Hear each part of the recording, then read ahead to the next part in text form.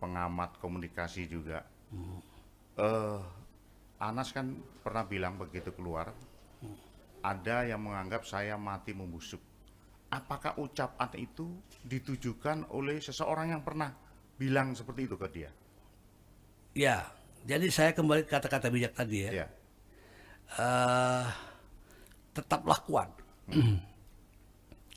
karena hidup tidak akan berakhir. Ya, hanya karena kegagalan, kekecewaan, dan atau seseorang yang membatalkan. iya.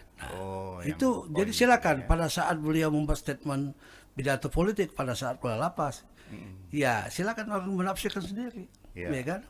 Ya kalau memang ada yang merasa dengan kata-kata statement Anas itu, ya mungkin silakan kan gitu iya, ya. Yang jelas beliau mengatakan bahwa beliau tetap eksis ya, iya.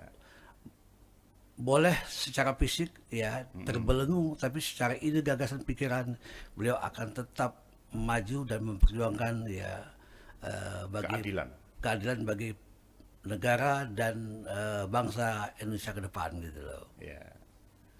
Lalu menurut Bung Albar, apakah Anas bakal paling tidak menggeser peta politik tanah air?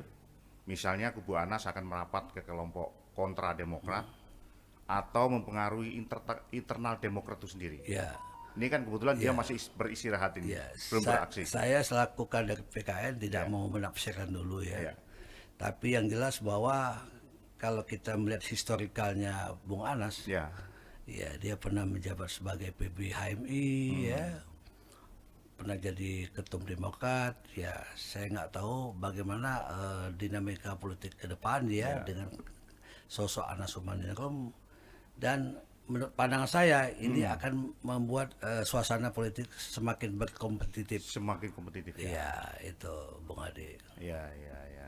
Jadi semakin seru ini Pak kira-kira Pak. Ya mudah-mudahan ya. Ya.